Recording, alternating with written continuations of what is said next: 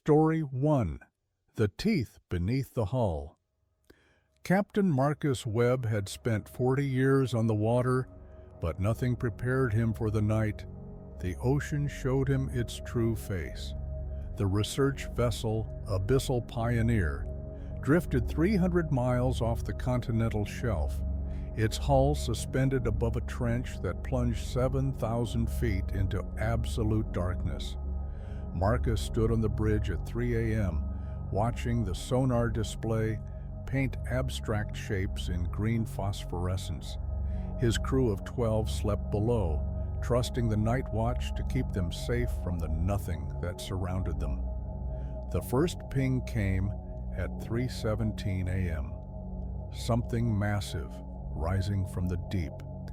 Marcus leaned closer to the screen, his coffee growing cold in his weathered hands.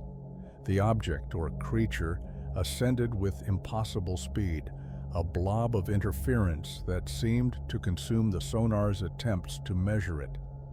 At first, he thought it might be a whale, perhaps a pod of them swimming in tight formation. But whales didn't move like this. Whales didn't rise from depths that would crush their lungs to paste. At 3,000 feet, the shape began to resolve itself, and Marcus felt the first cold fingers of fear wrap around his spine. The thing had a head, if you could call it that, a wedge-shaped mass that spanned nearly the length of his ship, 40 meters at least, trailing a body that the sonar couldn't fully render. The computer simply gave up trying to calculate its dimensions, displaying error where the measurement should have been. Marcus reached for the intercom, but his hand froze before he could press the button.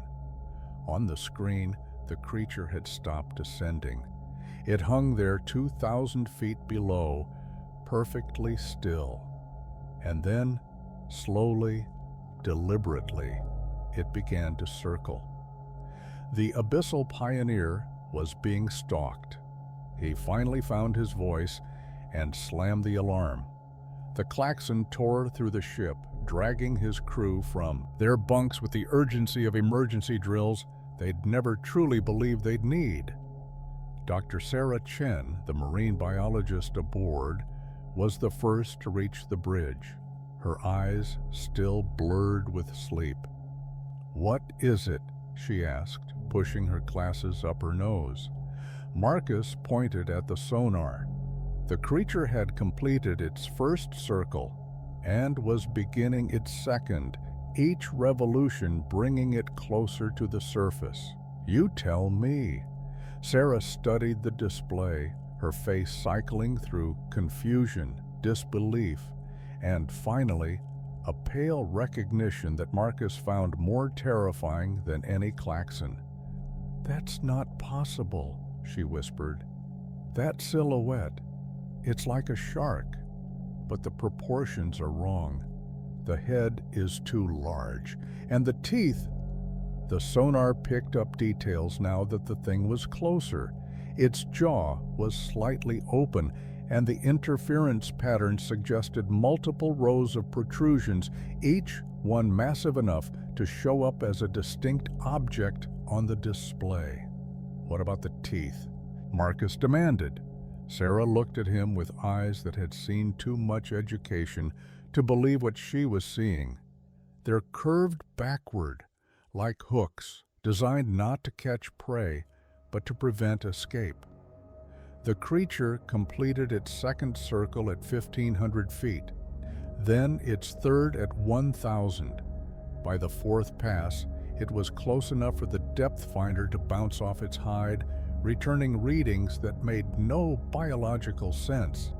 The thing's skin, if skin it was, seemed to absorb most of the signal, reflecting back only fragments that painted a picture of something scaled, or perhaps armored, with deep grooves running along its flanks, like the striations of ancient geological formations.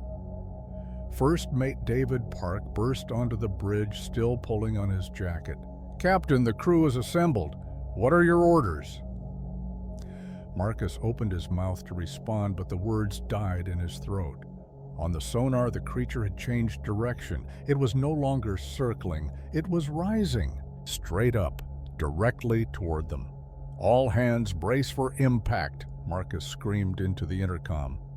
But even as the words left his lips, he knew they were meaningless. What kind of impact could they brace for? What was about to hit them? The ship lurched as something brushed against the hull 500 feet below the surface.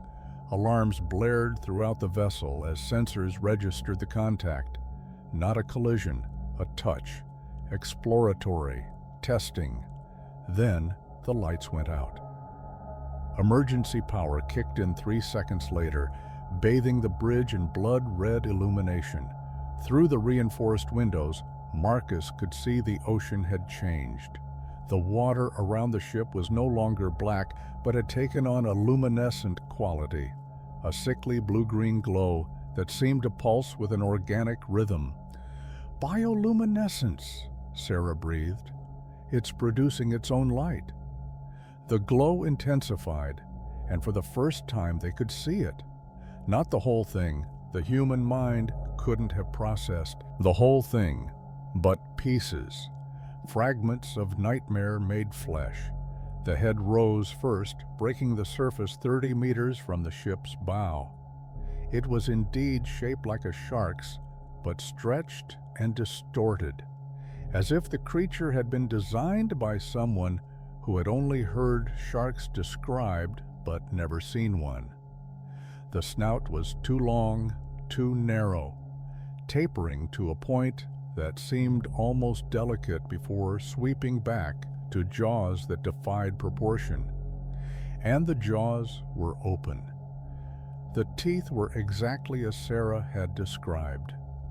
Curved backward, row upon row of them, each one the length of a man's forearm. They didn't just fill the mouth, they extended beyond it, jutting from the gums in haphazard clusters, overlapping and interlocking in a way that seemed designed to make release impossible.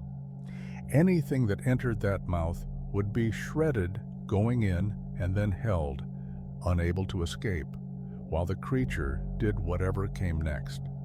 But the teeth weren't the worst part.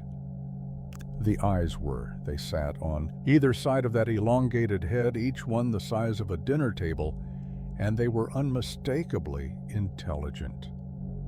Not the cold, dead eyes of a normal shark, but something older and more terrible. They held knowledge in them, knowledge of depths no human had ever reached, of pressures that would crush submarines like tin cans, of darkness so complete that light itself forgot how to exist. Those eyes had seen the birth of species and their extinction. They had watched continents drift and oceans form, and now they were watching the abyssal pioneer. With what Marcus could only interpret as hunger, not physical hunger, something worse, curiosity. The creature's mouth opened wider, and a sound emerged that Marcus felt more than heard. It vibrated through the hull, through his bones, through the spaces between his thoughts. It was a song, he realized, a calling, and somewhere in the deep parts of his brain, the parts that remembered what it was to be prey, he understood exactly what it meant. Come to me. Engineer Tom Harris was the first to answer. He walked past Marcus without a word, his eyes fixed on something only he could see. He moved through the bridge door, down the companionway, and onto the main deck with the mechanical precision of a sleepwalker. "Tom!" Marcus screamed, chasing after him. "Tom, stop!" But Tom didn't stop. He walked to the railing, climbed over it, and stepped into the water as calmly as if he were entering a swimming pool. The ocean swallowed him without a splash, and Marcus watched in horror as the man he'd known for 15 years simply sank. descending toward those waiting jaws with his arms at his sides and his face turned upward toward the creature that called him home. The glow around Tom's body pulsed once, twice, and then he was gone. The creature's mouth closed with a sound like a vault door sealing, and those ancient eyes turned to look at the rest of the crew gathered on the deck. Who's next? Marcus grabbed Sarah's arm and pulled her back inside. "Everyone below! Now, seal every hatch!" They ran, but the song followed them. It wormed through the metal walls, vibrated through the floor, echoed in the hollow spaces of their skulls. One by one, crew members stopped, turned, and tried to find a way back to the deck. Marcus ordered them restrained, but there wasn't enough rope, enough hands, enough time. Dr. Chen was the one who figured it out. "The frequency," she gasped, huddled in the engine room with Marcus and the 3 crew members they'd managed to contain. "It's using a specific frequency to trigger something in our brains. We need to block it, white noise anything." Marcus cranked the engine room speakers to maximum and tuned them to static. The effect was immediate. The crew members they'd tied up stopped struggling. The pressure in their heads, a pressure Marcus hadn't even consciously acknowledged, began to fade. But the creature wasn't finished. The hull groaned as something pressed against it from outside. The creature was no longer content to call. It was testing the ship's defenses, probing for weaknesses, looking for a way in. Metal screamed as plates began to buckle. Water burst through seams that had held for decades. "It's going to crush us," Marcus realized. "It's going to crack us open and pick through the wreckage." Sarah was already moving, pulling up schematics on her tablet. "The emergency life pod. It's designed for deep-sea evacuation. If we can reach it, we'll be bite-sized morsels in a can. We'll be alive." She looked at him with fierce determination, at least long enough to try. They ran through flooding corridors, the ship dying around them with the sounds of a wounded animal. The creature followed their progress, its bulk scraping against the hull, guiding them like a shepherd with its flock. When they reached the emergency pod, Marcus understood why. The pod was designed to hold 8. There were 4 of them, and the creature knew exactly what that meant. They sealed themselves inside as the abyssal pioneer gave its final cry. The pod launched automatically, rocketing toward the surface with enough force to press them into their seats. For one glorious moment, Marcus allowed himself to hope. Then the ascent stopped. The pod hung in the water, held by something they couldn't see.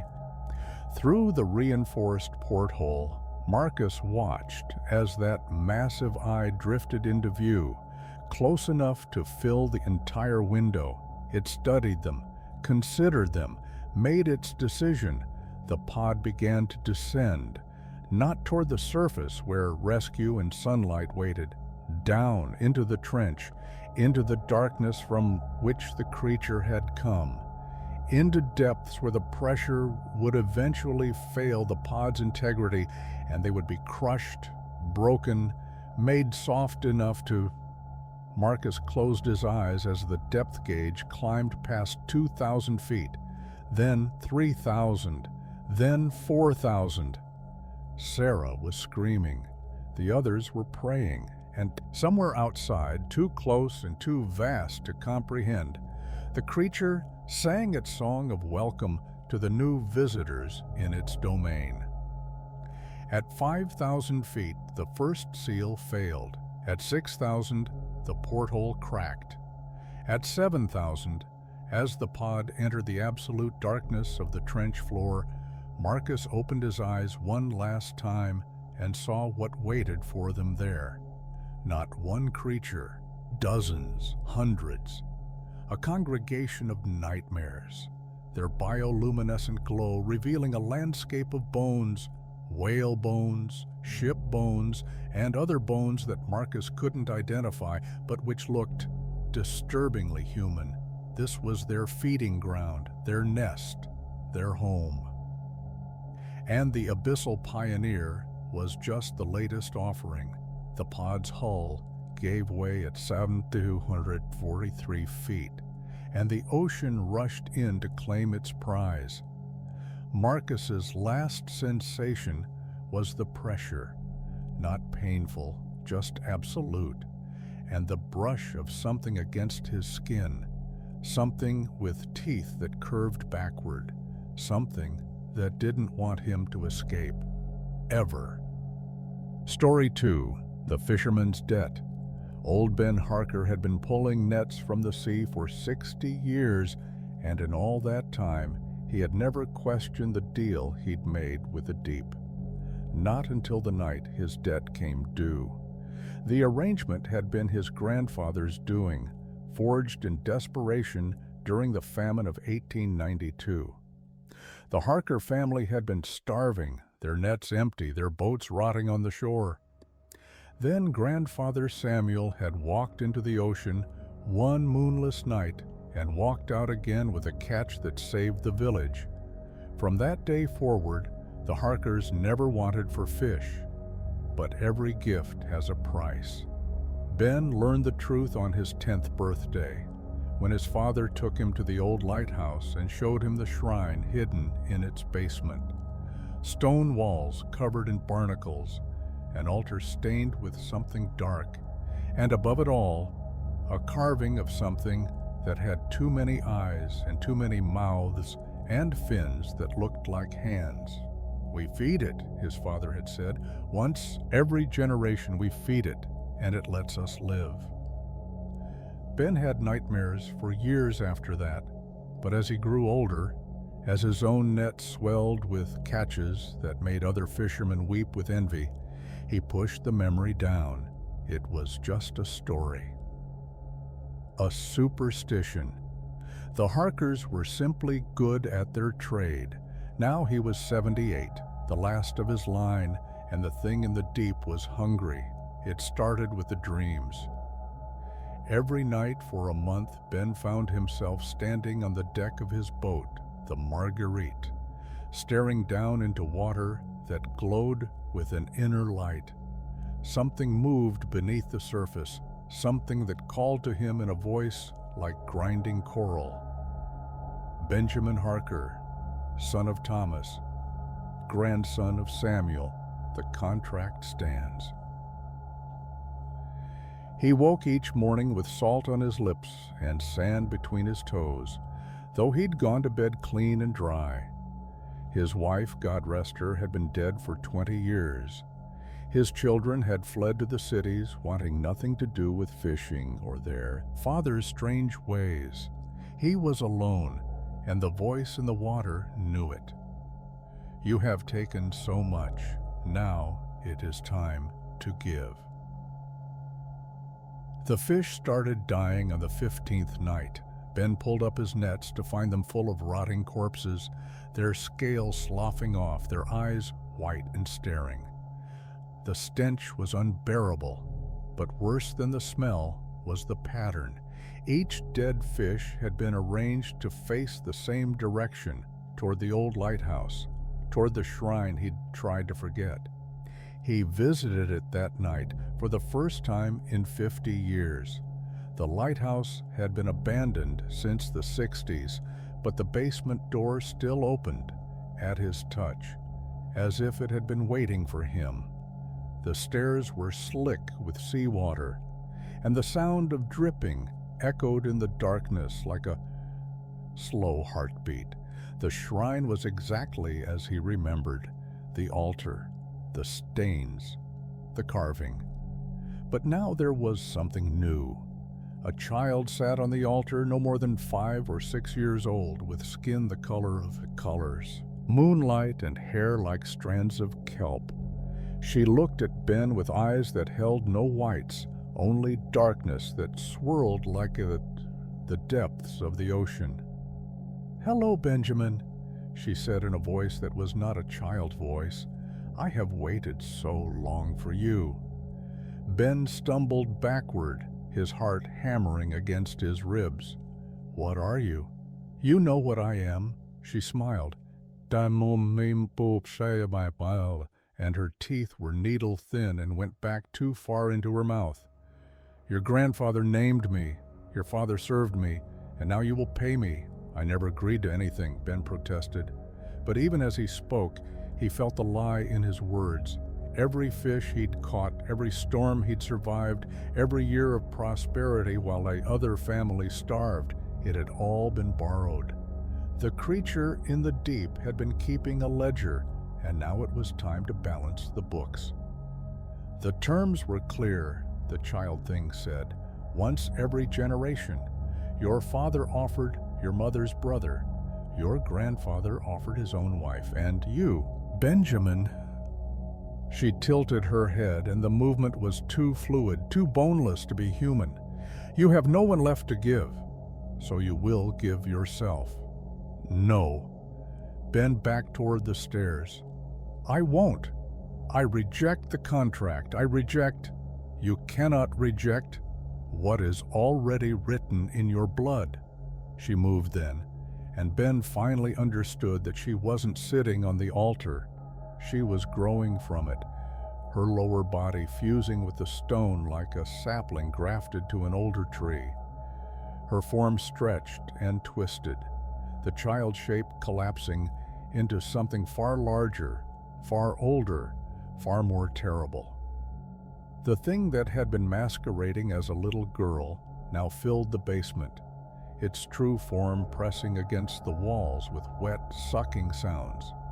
It had the body of something that might have once been a fish, but evolution had taken it in directions that made no biological sense. Tentacles sprouted from its flanks, each one tipped with a mouthful of those needle teeth. Its main body was a mass of eyes and gills and openings that pulsed with bioluminescence. And in its center, where a heart should be, was a cavity filled with bones. Human bones, generations of them. Your grandmother is here, the thing gurgled, extending a tentacle to caress a skull near the top of the pile. Your great-aunt, your cousins who died in infancy. Oh yes, they came to me too in the end. All debts must be paid, Benjamin. All debts. Ben ran. He made it to the Marguerite somehow, though his legs felt like they belonged to someone else.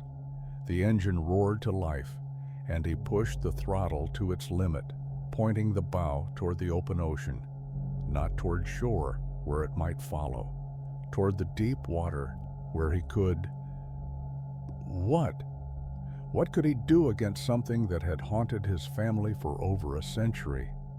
But as the lighthouse shrank behind him, as the coast became a memory and the stars wheeled overhead, Ben felt something he hadn't expected.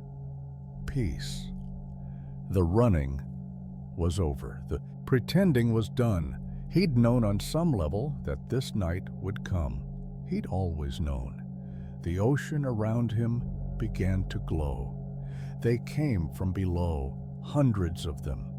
Creatures that bore the same impossible anatomy as the thing in the shrine. Some were small, darting between the waves like twisted dolphins. Others were massive, their shadows blotting out the stars as they breached the surface. And they were all calling to him in that voice like grinding coral, welcoming him home.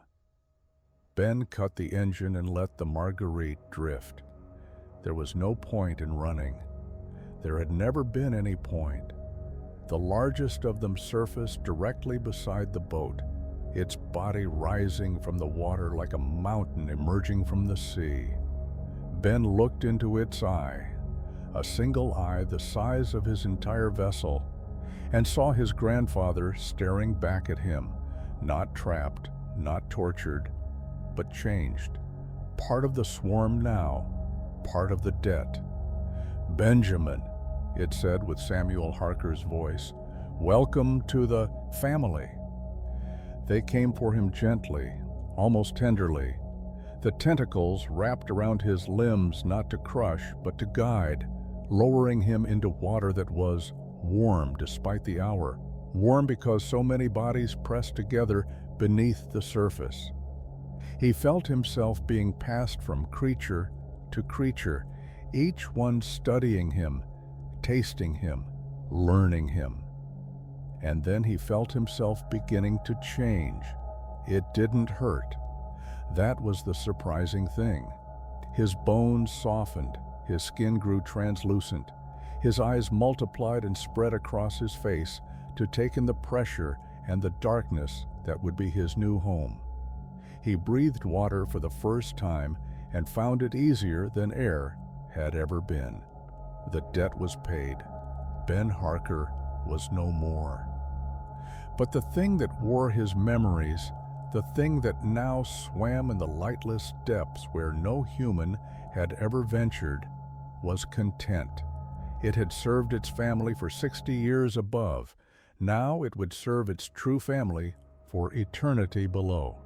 And somewhere on the surface, new fisherman would find his nets inexplicably full, his catches miraculous, his fortune made. The cycle would continue. It always did.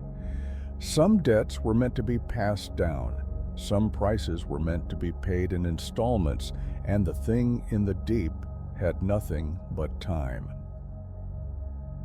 Story 3. Station 7. Dr. Elena Vasquez had dedicated her life to studying the ocean's twilight zone, that mysterious realm between the sunlit shallows and the crushing abyss. She never expected the twilight zone to study her back. Station 7 was humanity's deepest permanent research facility, a pressurized cylinder of titanium and reinforced glass, sunk 3,000 feet below the surface of the Pacific. 6 scientists lived and worked there in rotating shifts, spending months at a time in a space the size of a subway car, surrounded by a darkness that would drive most people mad within hours. Elena loved it. The isolation, the focus, the knowledge that she was seeing things no human had ever seen before. For 3 years, she had cataloged new species, mapped thermal vents, and pushed the boundaries of deep-sea research. She was going to change the world. Then the camera started picking up movement in the dark. It began with Camera 7, the one pointed toward the unexplored canyon to the east. Just a flicker at first, a shadow passing too quickly for the low-light sensors to capture. Elena assumed it was a squid, maybe a small shark attracted by the station's lights. She noted it in her log and thought nothing of it, but the shadows kept coming, and they were getting closer. "Elena, come look at this." Dr. James Okafor, the station's biologist, was hunched over the monitoring station when Elena entered the control room. His dark skin had taken on an ashen pallor, and his hands were trembling. "What is it?" He pointed at Camera 4, which covered the station's main viewport. Something was pressed against the glass. At first, Elena couldn't parse what she was seeing. It looked like coral, or perhaps a mass of seaweed caught against the hull. But coral didn't have eyes, and seaweed didn't have teeth. The creature, if creature it was, had flattened itself against the viewport like a starfish suctioning to a rock. Its body was translucent, allowing Elena to see the network of veins and organs pulsing beneath its skin. It had no defined shape, seemingly able to stretch and compress itself at will, but in its center was something that made her stomach lurch. A face. Human in proportion, but wrong in every detail. The eyes were too large, the mouth too wide, the expression one of desperate hunger, and it was looking directly at the camera, directly at her. How long has it been there? Elena whispered. I don't know, I just noticed it. James's voice cracked. Elena, what the hell is that thing? She didn't have an answer. In all her years of research, all her dives into the deep, she had never seen anything like this. It defied classification. It defied understanding. It began to tap against the glass, not randomly, rhythmically. A pattern. Elena found herself counting 3 quick taps, then 2 slow, then 3 quick again. It repeated the sequence over and over, and with each repetition, the tapping grew louder, more insistent. It's trying to communicate, she realized, or it's trying to get in. The viewport was rated for pressures far beyond what any creature could exert. Elena knew this. She had reviewed the engineering specifications herself. But as she watched the creature tap, tap, tap against the glass, she felt doubt creeping into her scientific certainty. Because the glass was starting to fog, not from condensation.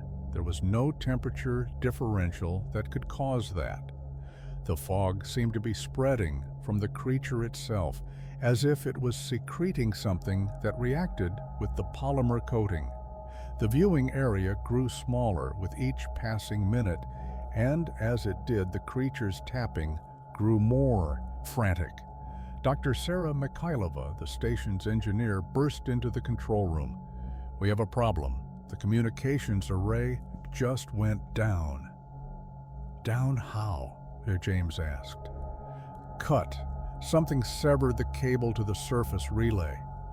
The tapping stopped. Elena looked at the viewport. The creature was gone, but through the shrinking clear space in the center of the fog, she could see something moving outside. Many somethings. They were surrounded. How many do the cameras show? She asked, her voice barely a whisper. Sarah's face went white as she checked each feed. I can't count them. They're everywhere. On the hull, on the support struts, on the research platforms, dozens, maybe hundreds. The lights flickered. In the darkness that followed, Elena heard the creatures for the first time. They were singing a high, keening wail that penetrated the hull like it wasn't even there. The sound burrowed into her skull, found the ancient lizard brain parts of her mind, and triggered a terror response so primal that she forgot everything she'd ever learned about staying calm under pressure. She screamed. They all did. When the emergency lights kicked in, bathing everything in red, Elena saw that James was no longer standing beside her. He was at the airlock, his hand on the emergency release. James, no! I have to let them in, he said calmly. His eyes were glassy, his face slack. They're so lonely down here. They've been alone for so long. We have to let them in. Sarah tackled him before he could cycle the lock, but it took all 3 of them to drag him away from the door. He fought with a strength that seemed impossible for his thin frame, all while murmuring about loneliness and darkness and the things that had been waiting in the deep since before the continents had names. They locked him in the medical bay. Elena could hear him through the door, singing the same melody the creatures outside were making. The same rhythm the tapping had followed. 3 hours later, Sarah started singing too. Elena was alone by the end of the first day. She had sealed herself in the control room, blocking the door with everything she could move. Through the fogged viewport, she could see them now. Not just shadows, but shapes. Humanoid shapes pressed against the glass, their faces all wearing that same expression of hungry longing. She recognized some of them. Dr. Michael Chen, who had worked at Station 7 before her. Dr. Amanda Reeves, who had disappeared during a routine maintenance dive 6 months ago. Dr. Carl Hoffman, who had been reported dead after an equipment malfunction. They weren't dead. They had just changed. "Join us," they sang through the hull. "Join us, Elena. It's so beautiful down here, so peaceful. You'll never have to be alone again." She pressed her hands over her ears, but it didn't help. The song was inside her now. She could feel it rewriting her thoughts, reshaping her memories, making her forget why she had ever wanted to live on the surface in the first place. The glass began to crack. Elena watched the fissure spread with something that wasn't quite fear anymore. The creatures outside were pressing against the viewport with renewed vigor, their faces alight with what could only be described as joy. They were so happy, so welcoming. Why had she ever been afraid? She found herself walking toward the glass. "That's it," the song encouraged. "Just a little closer. You're almost home." The crack widened. A thin stream of water began to jet through, so cold it burned where it touched her skin. But Elena didn't feel the cold. She felt warmth. She felt belonging. She felt the crushing weight of 3,000 feet of ocean above her, and for the first time in her life, it felt like a blanket rather than a burden. "Welcome," the creatures sang as the glass finally gave way. "Welcome to Station 7. The water rushed in. Elena's last human thought was that she hoped the others would understand. She hoped her family wouldn't grieve too long. She hoped, but then the water filled her lungs, and she found she could still breathe. Her skin began to grow translucent. Her eyes began to expand. Her mouth stretched into a shape that could finally make the sounds she'd been struggling to form. And she added her voice to the choir. "Station 7 is still down there, according to the surface authorities. Due to equipment failures and budget cuts, no rescue mission was ever attempted. The 6 scientists who staffed it were declared dead, their families compensated, their names added to the long list of those who gave their lives to science. But sometimes, on very still nights, ships passing over that stretch of the Pacific report, hearing music rising from the deep. A song without words, without melody, without anything that human ears should be able to process. The crew of these ships often complain of strange dreams afterward. Dreams of faces pressed against glass. Dreams of arms reaching up from the darkness. Dreams of finally finding where they belong. Story 4. The Drowning Pool. The town of Millhaven had a secret, and like all secrets kept for generations, it had grown teeth. They called it the Drowning Pool, a perfectly circular sinkhole at the edge of town where the ocean had somehow forced its way inland, creating a saltwater lake that never froze, never evaporated, and never stopped demanding tribute. Nobody knew how deep it was. Every attempt to measure it had failed. Sonar equipment malfunctioned. Weighted lines ran out before touching bottom. The one submersible they'd tried to send down had been crushed at what should have been a survivable depth. Its pilot recovered 3 days later on the shore, his body untouched, but his eyes gone. Not removed, just gone, as if they'd never been there at all.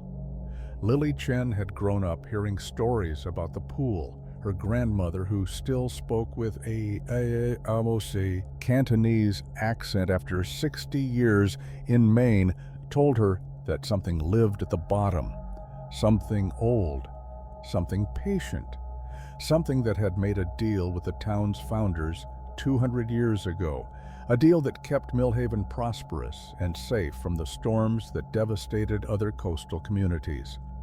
"We give, it gives," her grandmother would say, her eyes distant.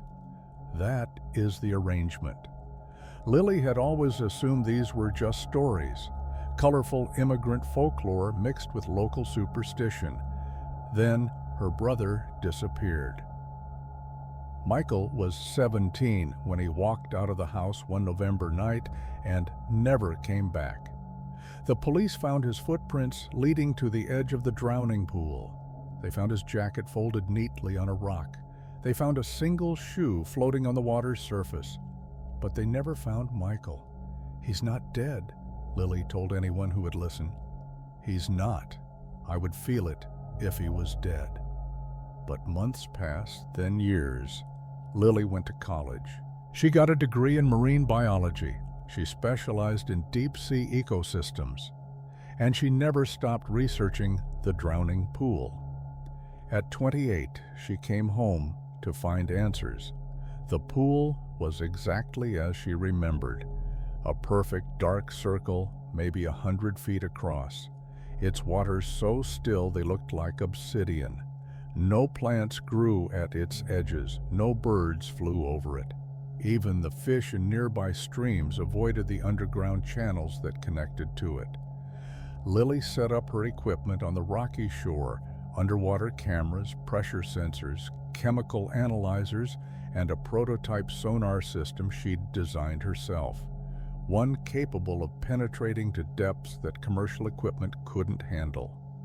Her first readings made no sense. According to her instruments, the pool was approximately 47,000 feet deep, deeper than the Mariana Trench, deeper than anything on Earth should be.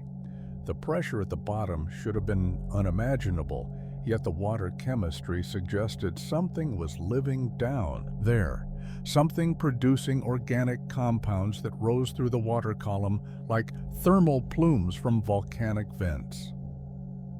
On her third night of research, Lily saw her brother. She was reviewing camera footage when his face appeared, pale, waterlogged, but unmistakably Michael. He was staring directly at the lens from a depth of 3,000 feet, a depth where the pressure should have killed any human being instantly. His mouth was moving, but there was no audio, just his lips forming words she couldn't understand. Then he smiled, and he beckoned her to follow. Lily told herself she wasn't going to be stupid. She was a scientist. She knew the dangers. She would analyze the footage, consult with experts, proceed with caution and rationality. She found herself at the water's edge before she consciously decided to move. "Lily," the voice came from everywhere and nowhere, resonating through the rocks and the air and the marrow of her bones. "Lily, come home." It was Michael's voice. Exactly. Michael's voice, down to the slight lisp he'd had as a child before years of speech therapy smoothed it away. "You're not real," she whispered. "You're not him. I'm everything that's left of him." The water rippled, though there was no wind. "I'm everything that matters. Come down, Lily. Come see what we found." She should have run. She should have packed her equipment and fled back to the life she'd built away from this place. But Lily had been running for 11 years, and she was tired, so tired. She stepped into the pool. The water was warm, unnaturally warm, and it embraced her like a lover. She sank immediately, far faster than physics should have allowed, the darkness closing over her head before she could take a breath. But she found she didn't need to breathe. The water itself seemed to sustain her, flowing through her lungs like air, carrying oxygen directly into her bloodstream. She descended. At 1,000 feet, she saw the first structures, stone columns, covered in something that looked like coral but moved with its own slow intelligence. Bioluminescent creatures swam between them, casting flickering shadows that made the ruins seem to shift and change. At 5,000 feet, she saw the city. It stretched across the sea floor like a diseased growth. its architecture impossible and organic. Buildings that seemed grown rather than built, their windows glowing with an inner light, their doors opening and closing in a rhythm that matched the beating of Lily's heart. And moving through the streets, people, hundreds of them, thousands. The collected missing of Millhaven going back generations, their bodies changed but their faces still recognizable.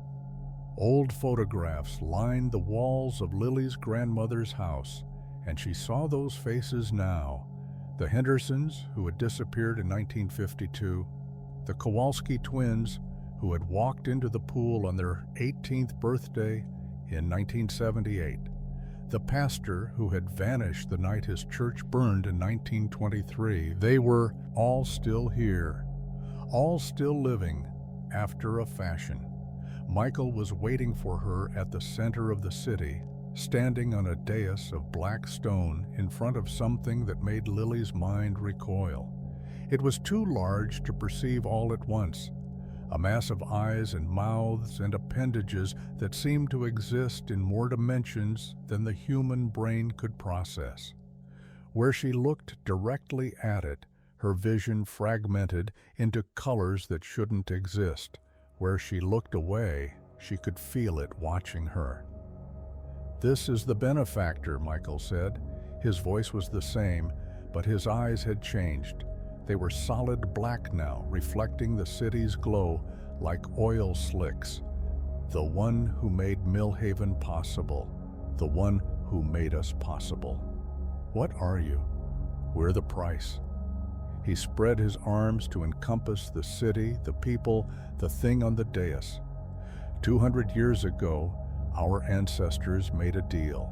Prosperity and protection in exchange for sacrifice. But the sacrifices don't die, Lily. They come here. They become part of something bigger.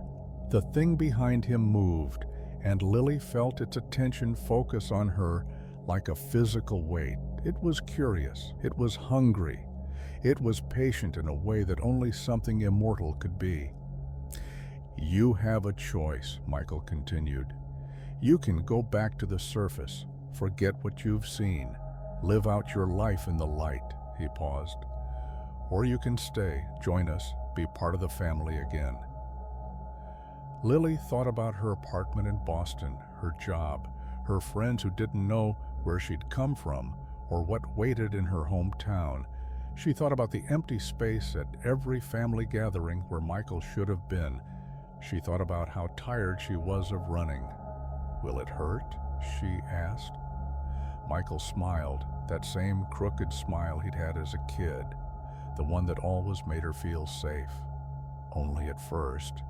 And then it's beautiful. The thing on the dais extended something that might have been an arm, something that might have been a welcome. Lily felt the warmth of the water envelop her, felt her lungs begin to change, felt her eyes start to darken. She was finally home. Millhaven's mayor received a letter the following week, delivered by no one anyone could identify. It contained 2 items, Lily Chen's driver's license and a single sentence written in handwriting that hadn't been seen in 11 years. "The debt is paid in full. Until next time." The mayor burned the letter. He'd received ones like it before. His father had received them, his grandfather. Going back to the very first mayor, who had stood at the edge of the drowning pool 2 centuries ago and spoken words that bound his descendants forever. Some debts compound interest. Some prices can never be fully paid, and some holes in the earth go down so far that the only thing waiting at the bottom is hunger itself. Story 5. The Last Lighthouse Keeper. Harold Morrison had been the keeper of Grimshaw Point Light for 43 years, and in all that time he had kept one rule above all others: never look at the water after midnight. His predecessor had told him this on his first day, gripping Harold's arm with surprising strength for a dying man. "They come when the moon is dark," the old keeper had wheezed, rising from the deep to count the ships. "As long as you don't look, they can't see you. As long as you don't look." He had died before finishing the sentence. Harold had assumed the warning was the rambling of a mind addled by isolation and illness. Lighthouse keepers were notorious for their eccentricities, and Grimshaw Point was more isolated than most, a tower of ancient stone perched on a rock that barely qualified as an island, accessible only by boat and only in calm weather. Then came his first new moon. He had been checking the lamp when he heard it, a sound like singing mixed with the grinding of massive teeth. It came from below, from the water that surrounded the lighthouse on all sides, and it made Harold's bones vibrate with its wrongness. Without thinking, he moved toward the window. His hand was on the curtain when he remembered the warning. Don't look. Don't ever look. He stood there for what felt like hours, listening to the singing grow louder, feeling the lighthouse shake as something massive brushed against its foundation. The urge to look was overwhelming, not curiosity exactly, but something deeper, more primal. A need to see what was making that sound, a need to be seen in return. But Harold had discipline. He was a lighthouse keeper, and lighthouse keepers kept the light burning no matter what. He closed his eyes, plugged his ears, and didn't move until the sun rose and the singing stopped. That was 43 years ago. Now Harold was 78 years old, and he was dying. Cancer, the doctors on the mainland had said. A few months at most, probably less. He had accepted the diagnosis with the same stoicism he'd brought to everything else in his life. Death was just another darkness to navigate. But there was one thing he needed to do before he went. One thing that had haunted him for 4 decades. He needed to look. The new moon came on a Wednesday in October. Harold turned off all the lights in the keeper's quarters and sat in the darkness, waiting. His window faced east, toward the open ocean, toward whatever had been calling to him all these years. The singing started at midnight. It was louder than he remembered, or maybe his dying ears had become more attuned to its frequency. The sound filled him up, vibrated through his failing organs, made his heart beat in a rhythm that matched its cadence. And beneath the singing, he heard something else, his wife's voice. Margaret had died 30 years ago, drowned in a storm while trying to bring supplies to the lighthouse. Her body had never been recovered. Harold had always assumed the sea had taken her, claimed her for its own. Now he wondered if something more specific had made that claim. "Harold," she sang from the water, "Harold, my love, come to the window. Let me see you." He stood. His legs were weak, the cancer had spread to his bones, but he forced them to carry him across the room. The curtain was rough against his fingers as he gripped it. "That's it," Margaret encouraged. "Just a peek. I've missed you so much." Harold pulled back the curtain. The ocean was full of light, not moonlight. There was no moon tonight. This was bioluminescence on a scale Harold had never imagined, a glow that seemed to come from everywhere at once, painting the waves in shades of blue and green and colors that had no names. And in that light, they were beautiful. He had expected monsters. He had expected horror. What he saw instead were creatures of impossible grace, their bodies flowing through the water like living silk. They had the general shape of humans, but elongated, refined, perfected. Their faces were serene, their eyes enormous and kind, their smiles were full of too many teeth. "There you are," Margaret said. She floated in front of the window, close enough that he could have touched her if not for the glass. She looked exactly as she had the day she died, down to the yellow raincoat she'd been wearing when her boat capsized. But her eyes were those enormous, luminous orbs, and when she smiled, he saw that her teeth had become thin and sharp and arranged in rows like a shark's. "I've been waiting for you," she continued. "All these years, I've been waiting. Why didn't you look sooner, Harold? I was so lonely down there." "I was afraid?" "I know, but there's nothing to be afraid of. Not anymore." She pressed her hand against the glass.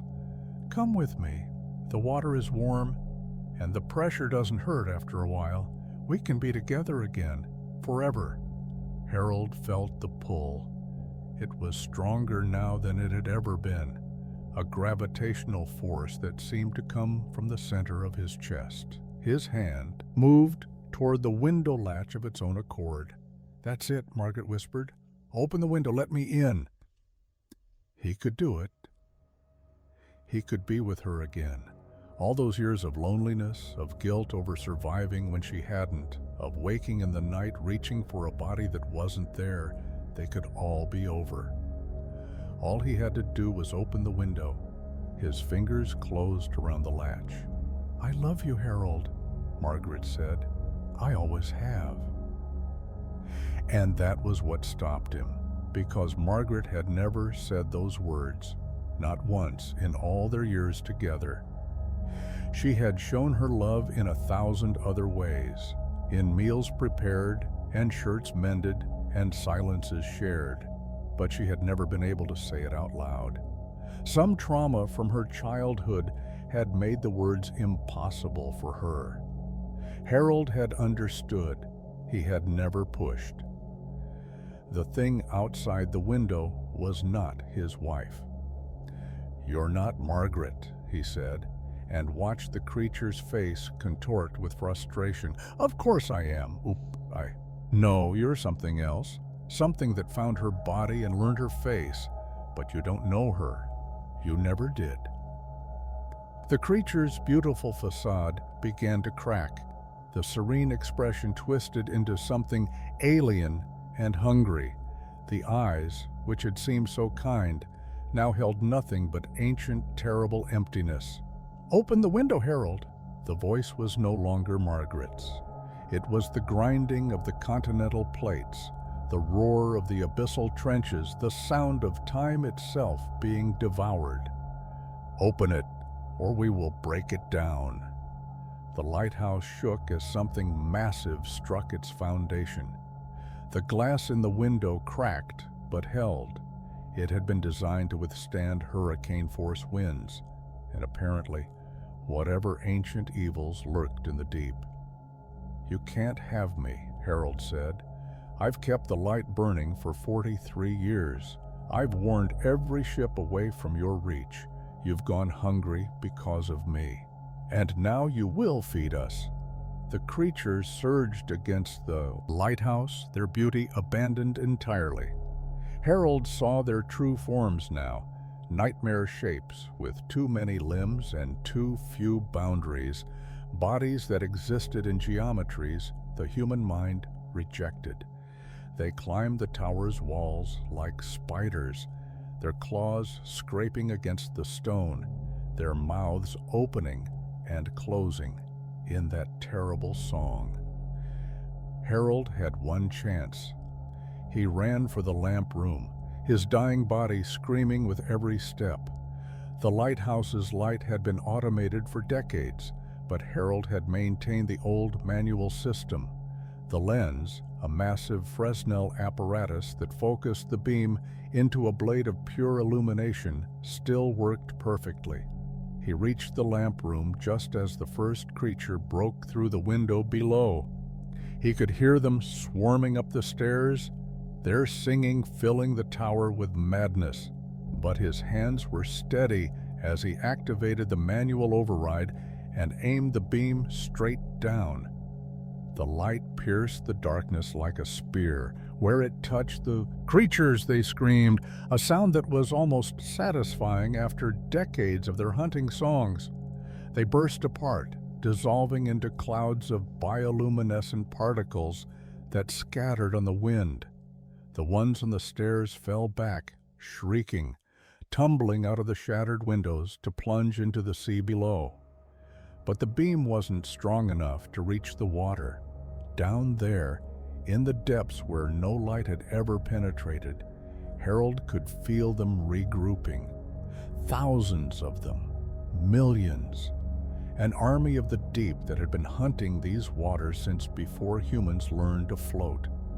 The light would fail eventually. The bulbs would burn out. The mechanisms would wear down, and they would be waiting. Harold knew what he had to do. He positioned himself in front of the lamp, letting its heat wash over his face. The cancer that was killing him had one advantage. He had nothing left to lose. "I've got a few months left in me," he said to the darkness below. "A few months of keeping this light burning, and then—" He smiled, and for the first time in 43 years, he looked directly at the water. "And then I'll come down there myself, and I'll bring this light with me." The singing stopped. For a long, pregnant moment, there was silence. Then the creatures retreated, sinking back into the depths from which they'd come. Not defeated, they would never be defeated, but deterred. For now. Harold sat down beside the lamp and watched the sun rise over the ocean. It would be his last sunrise, he knew that. The light had burned something out of him, used up what little time he had left, but the lighthouse was still standing. The beam was still turning, and somewhere, out on the dark water, a ship was navigating safely to port because Harold Morrison had kept his vigil. He closed his eyes and let the light carry him away. They found his body 3 days later, sitting in the lamp room with a smile on his face. The official report said natural causes, accelerated by exposure.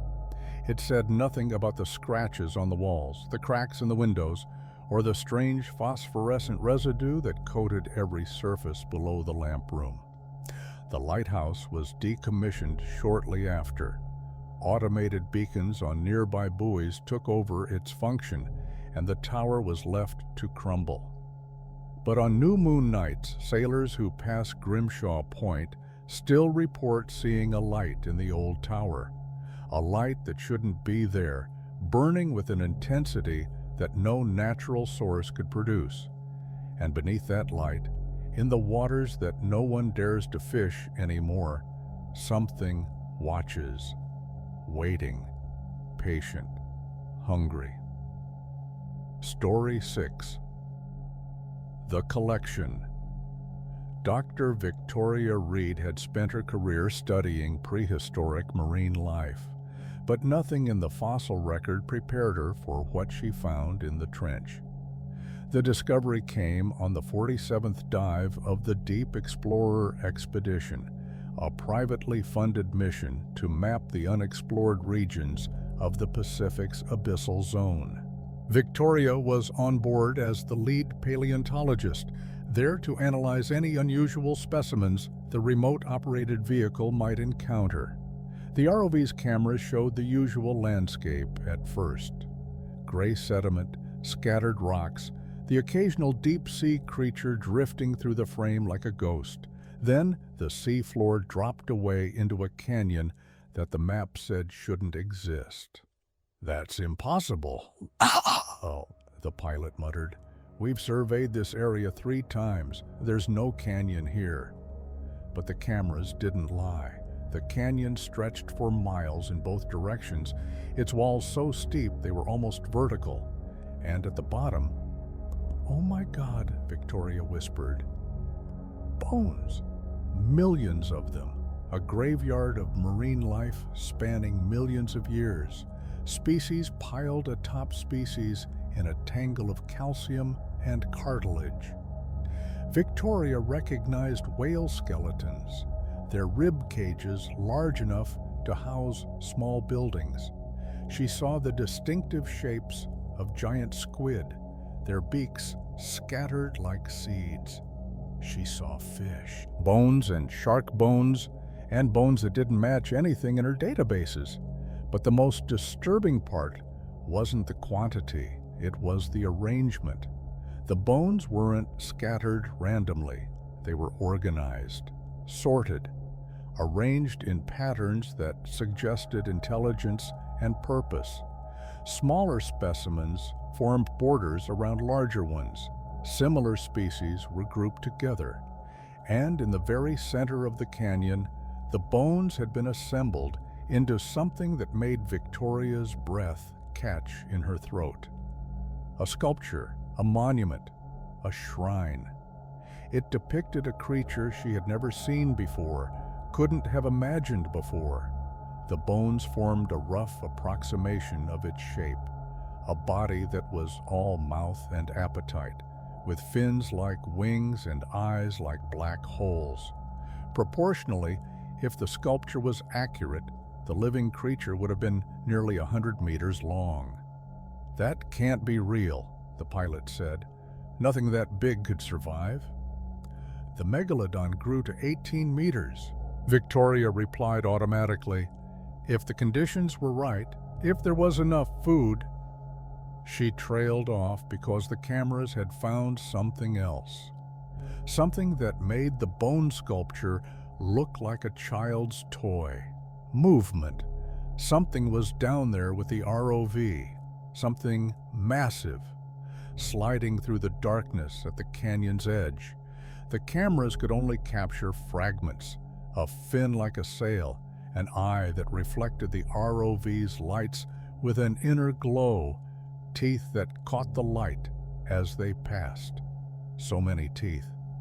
"Get us out of here," Victoria ordered. I'm trying. The controls aren't responding." The creature passed in front of the camera, and for one terrible moment, Victoria saw it clearly. It was the sculpture come to life, the living original of the bone monument below. And it was beautiful in the way that apex predators were always beautiful, perfect in its adaptation, supreme in its lethality. It ate the ROV in a single bite. The screens went dark, the connection, severed. Victoria stared at the static, her mind refusing to process what she had just witnessed. "What was that?" someone asked. Victoria didn't answer. She was thinking about the bones, the millions of bones sorted and arranged with care. She was thinking about the sculpture built to honor a creature that shouldn't exist. She was thinking about what kind of intelligence would build such a thing. "We need to go down there," she said, "in person, with the submersible." The captain refused, of course. The loss of the ROV was bad enough. He wasn't going to risk lives on a deep dive into uncharted territory. But Victoria had funding. Victoria had connections. And Victoria had an obsession that had just found its focus. 3 weeks later, she was descending into the canyon in a state-of-the-art submersible, alone except for the cameras that would document everything she found. The bones were even more impressive in person. Victoria guided the submersible through the corridors of calcium, past whale skulls that dwarfed her vessel, past fish vertebrae stacked like pillars. The organization she had observed from above was even more apparent now. This wasn't a random accumulation. This was a collection. Something was collecting the dead of the ocean and displaying them. She found the sculpture at the canyon's heart, exactly as it had appeared on the cameras. But now she could see details the ROV had missed. The bones weren't just arranged, they were fused, grown together, as if whatever had built this had access to biological processes beyond human understanding. "What are you?" she whispered to the empty water. The answer came from behind her. "I am the keeper." Victoria spun the submersible, her heart hammering. The creature was there, filling her viewport, its mouth close enough that she could see each individual tooth. They were serrated, she noted with detached scientific fascination, designed for tearing, not crushing. "You have entered the gallery," the creature continued. Its voice wasn't sound. The water would have distorted any sound into incomprehensibility at this depth. It was something else, something that resonated directly in her mind. "I'm a scientist," Victoria managed. "I study life, the history of life, as do I." The creature's eye shifted, focusing on her with an intensity that made her feel microscopic. "I have collected specimens for longer than your species has had a name. I have witnessed the rise and fall of empires you will never discover. I am the curator of extinction." "Why?" Victoria asked. "Why do you collect them?" "Because someone must remember." The creature moved, its massive body gliding past the submersible with surprising grace. "The ocean forgets. Bones dissolve, flesh rots. Without preservation, without record, it is as if they never existed at all." Victoria thought about her own work, the fossils she had spent her life studying, the extinct species she had reconstructed from fragments of bone and guesswork. "I understand," she said. "I do the same thing. I try to remember what's been lost." "Yes." Something that might have been approval entered the creature's mental voice. "That is why I will add you to my collection." Victoria's blood turned to ice. "What?" "Your species is young but interesting. I have collected several already. Sailors, explorers, scientists like yourself." The creature's mouth opened slightly, revealing row after row of those serrated teeth. "Your bones will join theirs. Your memory will be preserved." "I don't want to be preserved," Victoria said, her voice rising. "I want to live. I want to continue my work." "Your work is complete." The creature circled the submersible, evaluating it like Victoria had evaluated fossils her entire career. "You have come to the deepest place. You have seen the greatest collection. There is nothing left for you to discover." "There is always more to discover," Victoria insisted. "That's what science is. That's what curiosity is." "Then satisfy your curiosity." The creature's mental voice softened, becoming almost kind. "Ask me anything. I will answer. And then you will join my gallery." Victoria's mind raced. The scientist in her wanted desperately to take the creature up on its offer. What secrets did it know? What history had it witnessed? What questions could she ask that might be worth dying for? But another part of her, the part that had survived field work in dangerous places, that had navigated academic politics and funding battles and 100 other threats, was looking for an escape. "How old are you?" she asked, buying time. "Old enough to have seen the first whales crawl back into the sea, young enough to wonder what will come next." "What do you eat to grow so large?" "Everything." The creature's mouth opened wider. Eventually, Victoria found what she was looking for, a narrow gap in the canyon wall, a crack that might be large enough for the submersible to fit through, but too small for the creature to follow. It would be a desperate gamble. She had no idea where the crack led or if it opened to the surface, but it was better than being added to a collection.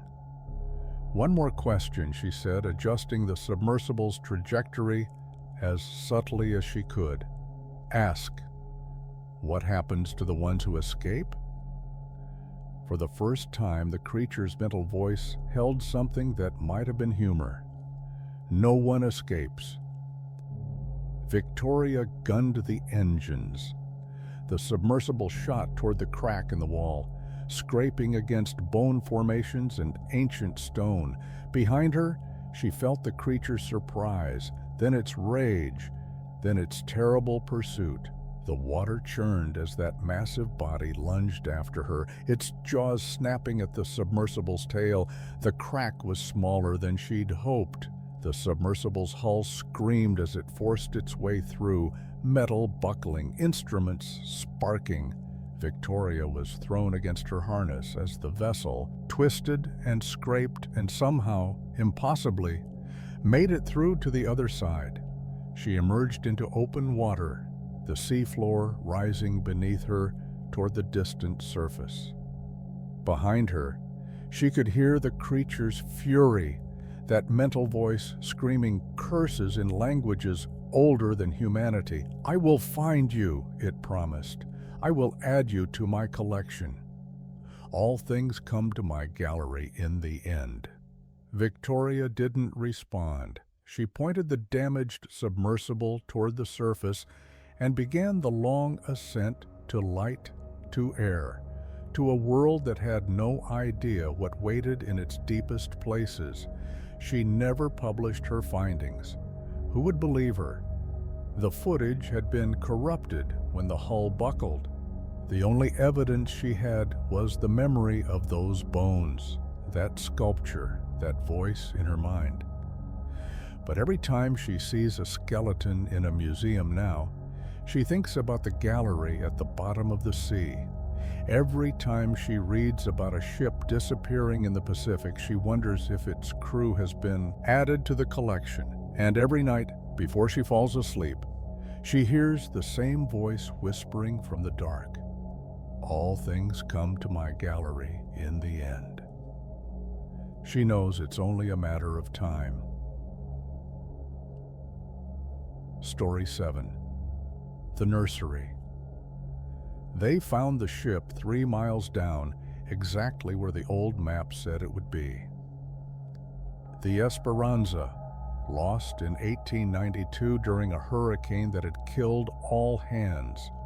130 years of sitting on the ocean floor had turned it into a reef, its hull crusted with coral and its decks crawling with deep-sea life. But the cargo was intact. Marine archaeologist Dr. James Whitfield couldn't believe his luck as the ROV's cameras documented crate after crate still secured in the hold. The Esperanza had been carrying specimens for a European museum, exotic animals captured from the islands of the South Pacific. The preservation was remarkable. The pressure and cold had kept the crates from completely deteriorating. "This is incredible," he said to his team. "We might be able to identify species that went extinct before anyone could catalog them properly." They spent 3 days documenting the wreck before attempting retrieval. The first crates they brought up contained skeletons of large birds, dodos they hoped, or some other legendary species. The bones were damaged but recognizable. Then they opened crate 47. It was larger than the others, reinforced with iron bands that had somehow resisted a century of corrosion. The wood was darker, denser, carved with symbols that none of the team recognized. When they finally pried it open, they found it filled with a black gel that seemed to absorb light rather than reflect it. "What the hell is this?" James reached in, and the gel was warm against his fingers, warm and somehow alive, pulsing with a slow rhythm that matched his heartbeat. Something moved within the gel. Something small. They extracted it carefully. This thing that should have died over a century ago but somehow hadn't. It was an egg, behia, egg, smooth and black, about the size of a football. And as they watched, it began to hatch. The creature that emerged was almost cute at first. Gray skin, large eyes, a body like a seal pup's. It mewled as it took its first breaths, looking up at the researchers with what seemed like innocent curiosity. "It's a baby," someone said. "Some kind of deep-sea mammal." They named it Echo because of the way it chirped and clicked, using echolocation to navigate its new environment. They set up a tank in the ship's research bay and fed it fish, which it devoured with an appetite that seemed disproportionate to its size. Echo grew quickly. Within a week, it had doubled in size. Within a month, it had outgrown its tank and been moved to a larger one. Its gray skin darkened to black, its large eyes became larger still, and its mouth developed teeth. "These don't match any known species," the ship's biologist said, studying the dental images with growing unease. "The structure is similar to a shark's, but the arrangement, it's like they're designed to lock together. Once something goes in that mouth, it's not coming out." Echo seemed docile enough, despite its increasingly alarming anatomy. It ate what they fed it and spent hours floating in its tank, watching the researchers move through the bay with those enormous eyes. Sometimes it would press against the glass when James approached, chirping in a way that sounded almost affectionate. James started having dreams. In the dreams, he was swimming through dark water, surrounded by warmth and the sound of a massive heartbeat. He wasn't alone. There were others with him, siblings in the darkness, waiting to be born. And above them, around them, something vast and patient watched over them all. A mother. He woke from these dreams with salt on his lips and an inexplicable longing in his chest. He found himself spending more and more time with Echo, talking to the creature, confiding things he'd never told anyone. Echo seemed to understand. Echo seemed to care. On the 40th day, Echo escaped. The tank shattered just before dawn, flooding the research bay with seawater and broken glass. By the time the alarm raised the crew, Echo was gone, but it had left something behind. The black gel from crate 47 covered everything. It dripped from the ceiling, pooled on the floor, and coated the bodies of the 2 night watch technicians who had been on duty. Their faces were frozen in expressions of terror, but their bodies were wrapped in the gel like cocoons, like incubators. "They're not dead," the ship's doctor said, her voice trembling. "Their vitals are stable, but there's something growing inside them." James knew then what Echo was. Not a baby animal rescued from extinction, a larva, a seed, something designed to find hosts and plant more of its kind. The crate hadn't been cargo. It had been a nursery. He ordered the ship to the surface, but engines wouldn't respond. Something had fouled the propellers, something large, the sonar showed, circling the hull in slow, patient loops. The communications array went next, then the backup radio, then the satellite uplink. They were trapped, and they weren't alone anymore. James could feel them now, the way he'd felt Echo during those dreams. There were more crates down there in the Esperanza's hold, more eggs, and Echo was bringing them to the surface, one by one, preparing the ship for their hatching. The crew started disappearing. First, it was 1 or 2 found cocooned in that black gel in hidden corners of the ship. Then whole groups vanishing in the night. their screams cut short by sounds that didn't match anything human or animal. The gel spread through the vessel like an infection, coating the walls, filling the corridors, making the ship itself feel alive. By the end of the first week, only James remained. He barricaded himself in the bridge, surrounded by equipment that no longer worked and windows that showed nothing but darkness. The ship had sunk somehow. He'd felt the pressure increase as the days passed, and now they were suspended in the deep water where Echo felt most at home. The chirping came from everywhere now, not just Echo, but dozens of voices, hundreds, a chorus of hungry children calling to each other in the dark. And beneath their song, deeper than human ears should have been able to hear, was something else. The heartbeat from his dreams. The mother. She was rising. James saw her through the bridge windows as she ascended from the abyss.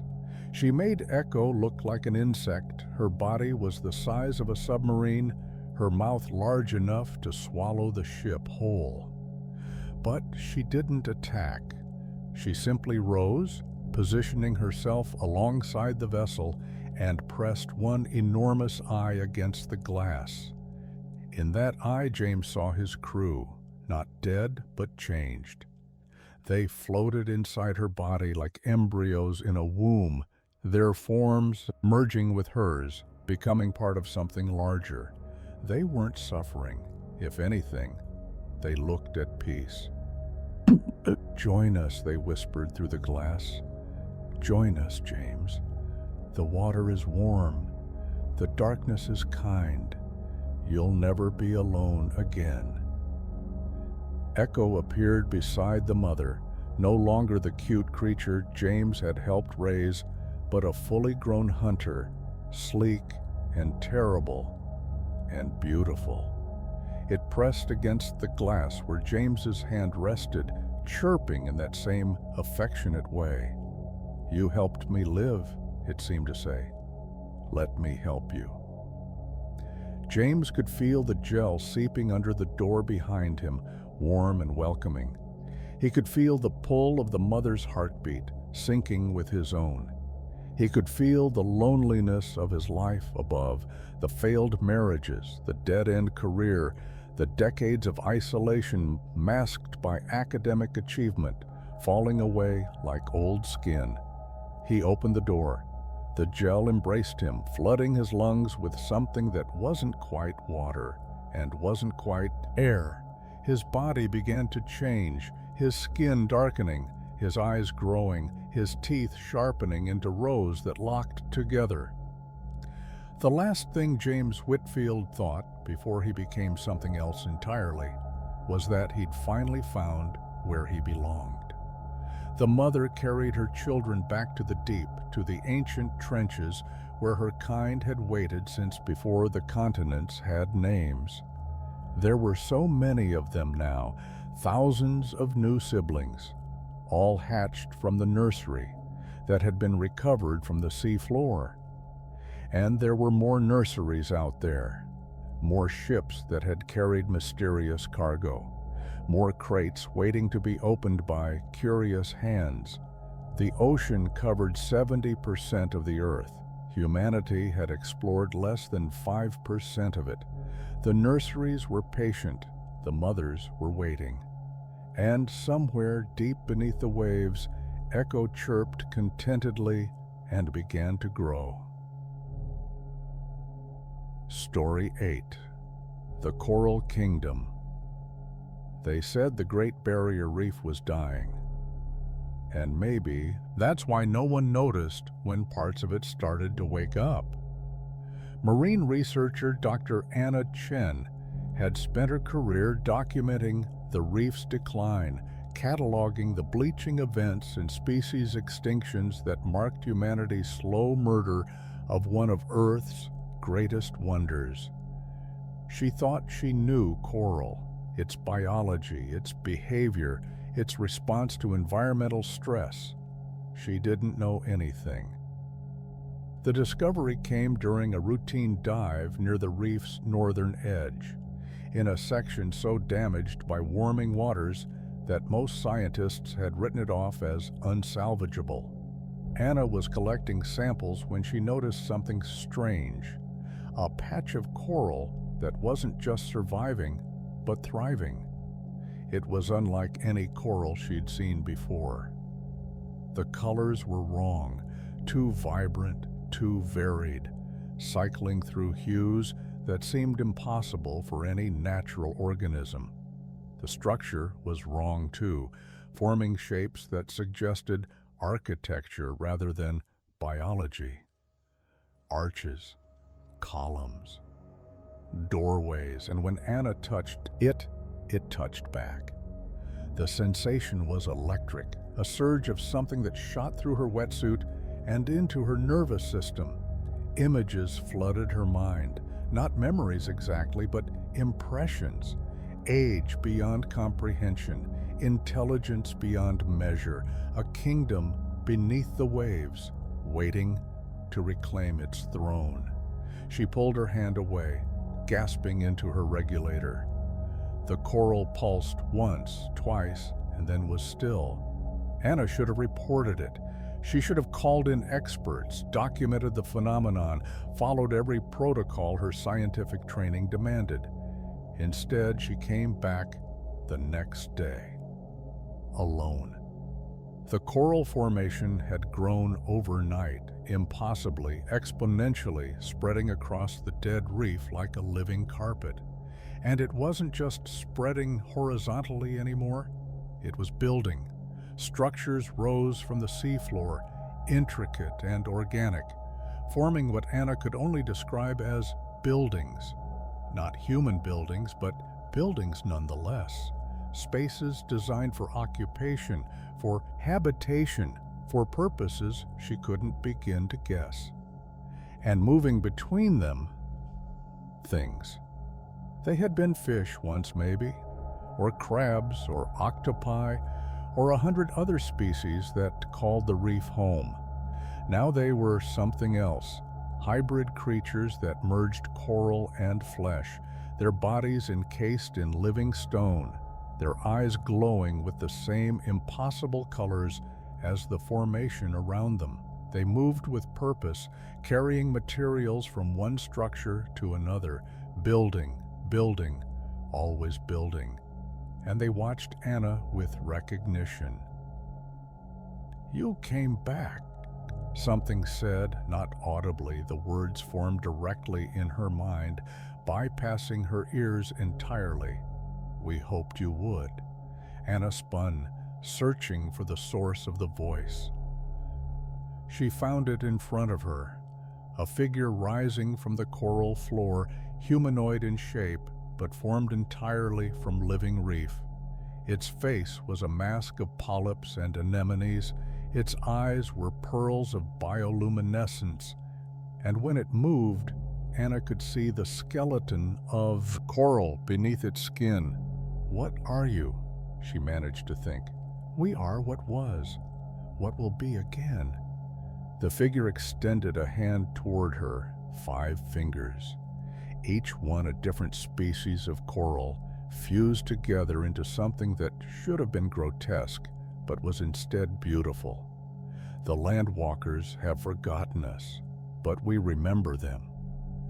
"I don't understand. Before your kind walked on legs, we built cities beneath the waves. Before your kind discovered fire, we mastered the deep currents. Before your kind learned to think, we had already grown old and gone to sleep." The figure's voice carried emotions that Anna couldn't parse. Sadness, anger, longing, triumph, all at once.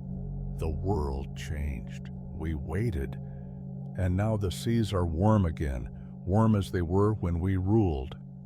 Anna thought about climate change, rising temperatures, ocean acidification, all the factors that were killing the reef, all the factors that were waking it up. "You're using the warming," she realized. "It's not destroying you. It's reviving you. The cold ages were our prison. The warm ages are our freedom." The figure moved closer, and Anna could see details she had missed before, symbols carved into the coral flesh, patterns that might have been writing, might have been art, might have been something else entirely. We have waited so long, but patience is easy for things like us. What do you want? What we have always wanted: to return, to rebuild, to reclaim. The figure's voice hardened. The landwalkers have had their time. The seas rise. The temperatures climb. Soon the surface will be ours again. Anna thought about the projections she'd seen: sea levels rising, coastal cities flooding, entire nations disappearing beneath the waves. She'd always viewed these predictions as tragedies, disasters to be prevented. What if they were invasions? "I won't help you," she said, backing away. "I won't. You already are." The figure didn't follow her, didn't need to. Every carbon atom you release, every degree you warm the water, every species you drive to extinction, you clear the way for us. You prepare our kingdom. Anna fled. She swam for the surface with every ounce of speed she could muster, her lungs burning, her heart pounding. Behind her, the coral kingdom pulsed with light, and the hybrid creatures watched her go with what might have been patience or amusement. She tried to tell people what she'd seen. Her colleagues dismissed her as delusional. Her supervisor suggested she take a medical leave. The paper she wrote was rejected by every journal she submitted to, but she kept watching the reef, and she noticed things that others missed. The bleaching wasn't random anymore. It was spreading in patterns, circles, spirals, shapes that suggested planning rather than chance. Species that should have been dying off were instead changing, adapting in ways that defied evolutionary theory. And the coral formations were growing, always growing, stretching along the seafloor like the streets of a city under construction. Anna dove again, 6 months later, against every instinct screaming at her to stay away. She had to know. She had to see. The kingdom had expanded beyond recognition. Miles of structures now covered the reef, their architecture becoming more complex with each passing day. The hybrid creatures had multiplied too, thousands of them now, some barely recognizable as having once been fish, others disturbingly human in their proportions. The figure was waiting for her. "You returned," it said. "Good, we have a place for you." "I came to stop you," Anna said, though even as she spoke, she knew how hollow the words were. How could one person stop something like this? How could all of humanity? "You cannot stop the tide." The figure extended its coral hand again, and this time Anna didn't pull away when it touched her forehead. "But you can join it." The images came faster now, clearer. She saw the Bull Kingdom as it had been millions of years ago, when the seas were warm and the continents were positioned differently. She saw the creatures that had built it, not human, but not so different either. Intelligent, creative, ambitious, gone mostly when the ice came, sleeping in the cold that followed, but not extinct, never extinct, just waiting. "We will give you a new body," the figure promised. "A body that does not need air, does not age, does not die. You will live to see the reclamation. You will help us rebuild." Anna felt the coral creeping up her arm, painless and warm. She felt her flesh becoming stone, her blood becoming seawater, her thoughts becoming larger, older, part of something vast. "Yes," she whispered, and the word was both a surrender and a welcome. They found her wetsuit 3 weeks later, floating on the surface with no trace of injury or struggle. The search teams assumed she had drowned, another victim of the dangerous currents around the reef. No one noticed the coral growth that had spread another 100 miles to the south. No one paid attention to the reports of strange fish washing up on beaches, their bodies fused with living stone. No one connected the dots between the rising seas and the shadows that had begun to move beneath them. Dr. Anna Chen was reported dead. Down below, where the warm waters welcomed the ancient kingdom's return, she was very much alive. Changed, transformed, made new, but alive. And she was building. The architects of the kingdom don't rush. They've waited millions of years already. They can wait a little longer, but not much longer. The seas are warming. The coral is waking. The kingdom is rising. And humanity has no idea what's coming. Story 9. The Sacrifice. The village of Thornhaven had made sacrifices to the sea for 700 years, and the sea had always accepted them, until the year it decided to take more than was offered. Eliza Marsh grew up knowing two things: that her family had protected Thornhaven since its founding, and that this protection came with a price. Every decade at the winter solstice, a member of the Marsh family walked into the waves and never came back. It was always voluntary, it was always necessary, and it was always kept secret from the outside world. Eliza's grandmother had made the walk in 1964, her uncle in 1974. Her mother had been chosen for 1984, but then Eliza was born, and suddenly there was another generation to consider, another potential sacrifice. So her father went instead.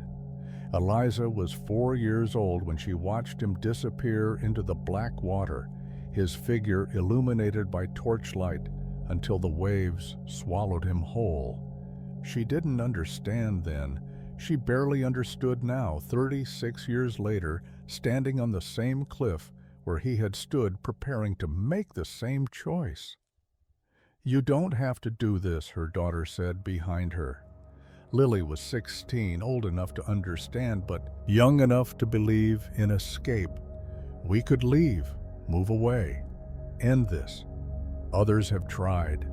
Eliza turned to face her daughter, seeing echoes of her own mother, her grandmother, generations of Marsh women stretching back to the village's founding.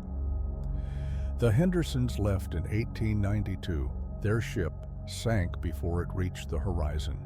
The Blackwoods moved inland in 1943. A flood destroyed their new home, drowned every one of them. Maybe those were coincidences. Maybe. Eliza pulled her daughter into a hug, feeling how thin she was, how young, how desperately alive. "But I'm not willing to bet your life on it." The other villagers were gathered on the beach below, their torches forming a river of light that led from the church to the water's edge. They didn't know that tonight would be different. They didn't know what Eliza had discovered in the old journals, the forbidden histories that previous sacrifices had written before their walks. The thing in the sea was getting hungry. For centuries, one sacrifice per decade had been enough. A marsh would walk into the waves, and the village would be blessed with good fishing, mild weather, protection from the storms that devastated other coastal communities. Fair trade, the founding fathers had called it. A bargain. But the entries in the journals told a different story. Each sacrifice lasted slightly less time than the one before. The protection was weakening. The thing in the sea was demanding more. The last 3 entries were identical, written in handwriting that shook with terror. "It's not satisfied. It wants more. God help whoever comes after me." Eliza suspected she knew what more meant.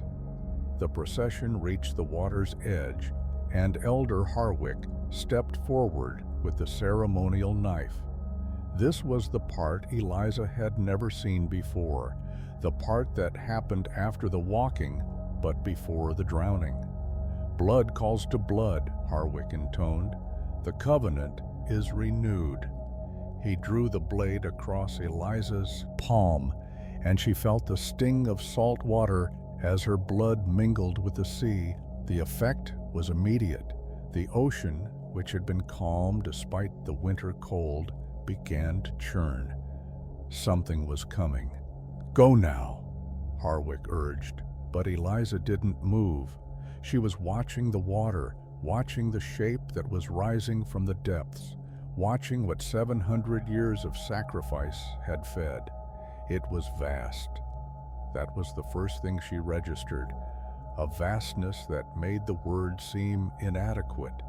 Its body stretched beyond her vision in both directions, and what she could see was merely a fraction of its true form. Scales the size of houses, up so, eyes the size of ponds, a mouth that opened beneath the waves like a gate to hell itself.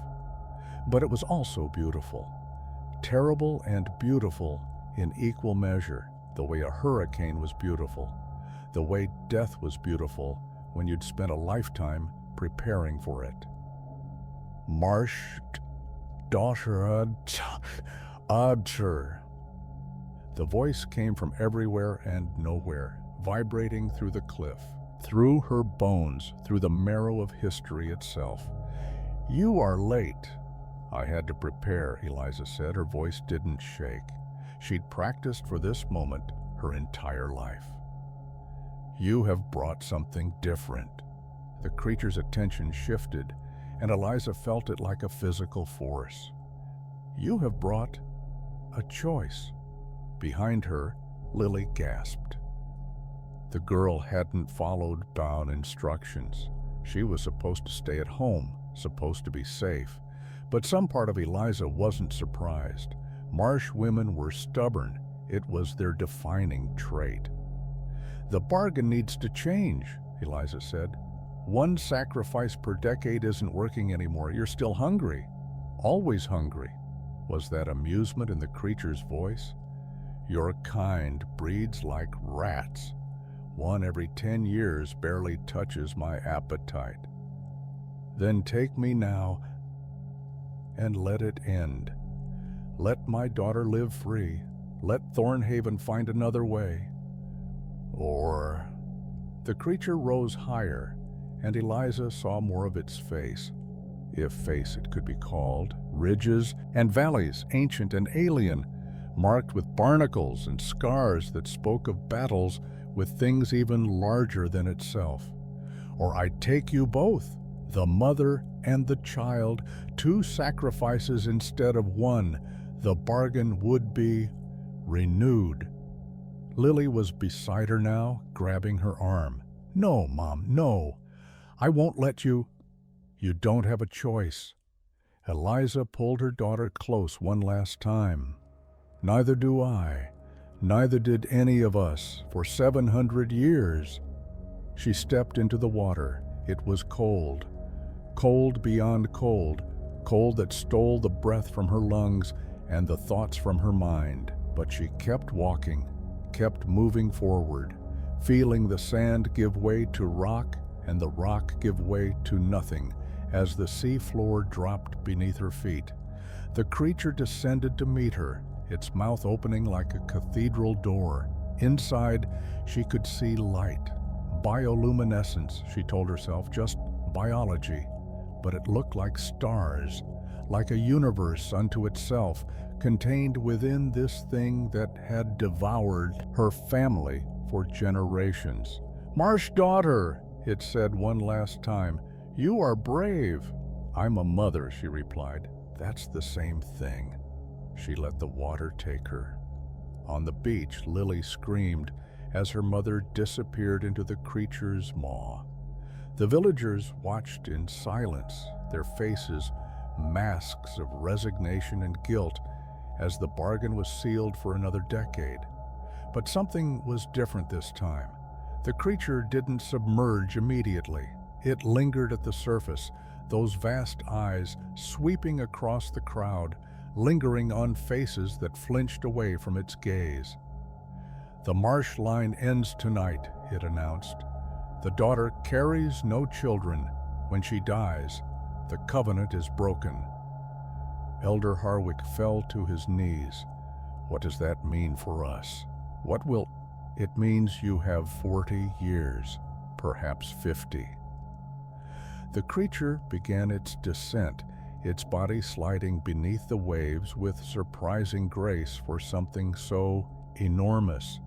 Use them wisely, find another bargain, or become a sacrifice. Sacrifice yourselves. Silence fell over the beach as the last of the creature's bulk disappeared into the deep. Lily stood alone at the water's edge, her mother's blood still staining the sand, her tears mixing with the salt spray. She would not make the same bargain. She would find another way. But first, she would learn everything the old journals had to teach her. She would understand what her family had been feeding for 7 centuries, what it wanted, what it feared. And when the time came, when Thornhaven's protection ran out and the creature returned for its final feast, she would be ready. The sea had taught her something tonight. Sacrifice wasn't always about dying.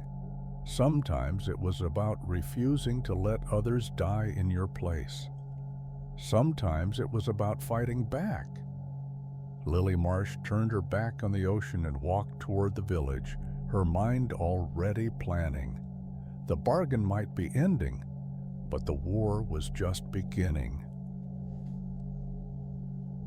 Story 10, The Call of the Dun, The Call of the Deep. In the end, the ocean didn't come for humanity. Humanity went to the ocean, called by something that had been waiting since before the first fish crawled onto land. Dr. Nathan Reeve was the first to hear it. A marine acoustics specialist at the NOAA laboratory in Seattle, he spent his days analyzing whale songs and underwater seismic activity. He knew every sound the ocean could make, until the day he heard one that was impossible. The signal came from the Mariana Trench, from a depth no whale had ever reached. It lasted exactly 47 minutes and repeated every 12 hours, regular as clockwork.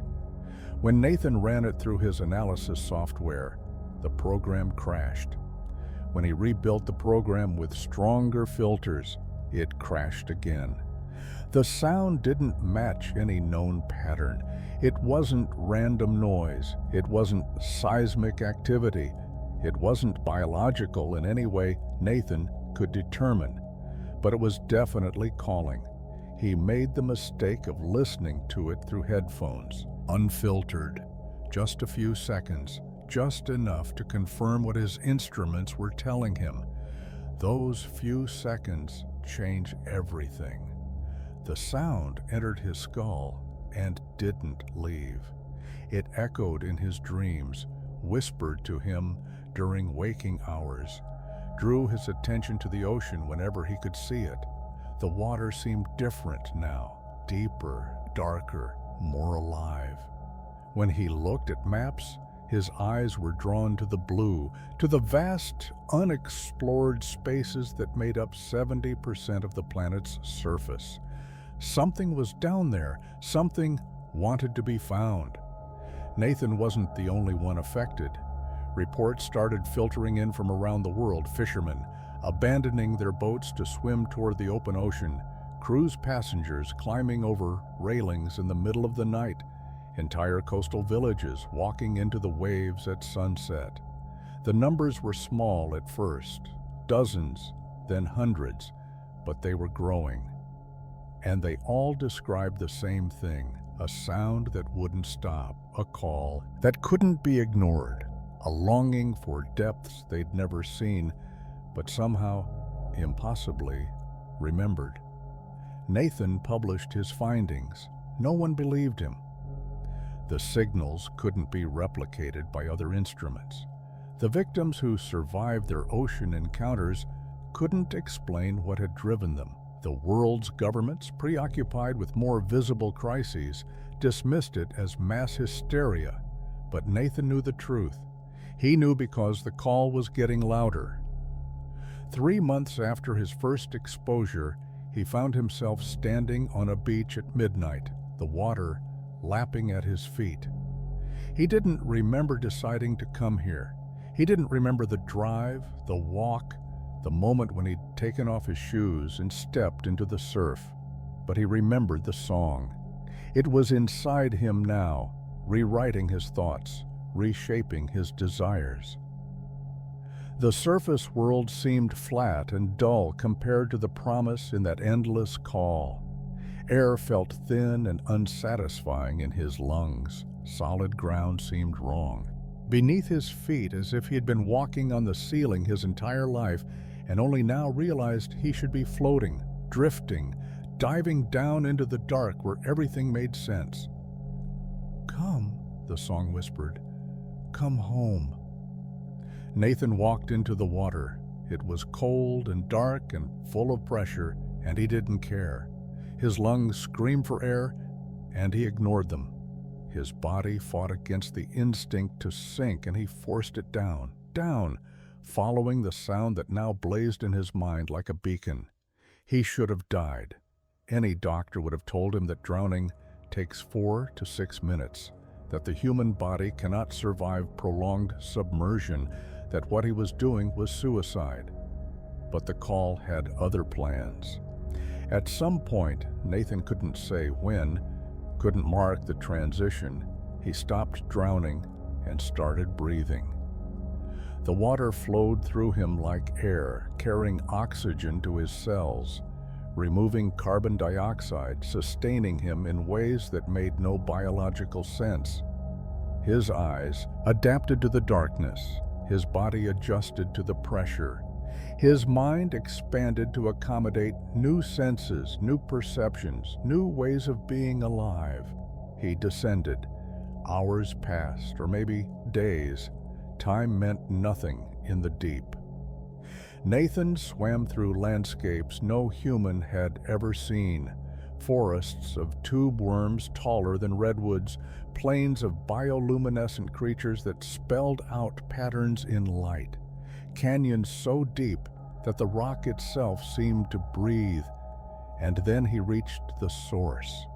It was waiting for him at the bottom of the trench, coiled around the warmth of a hydrothermal vent.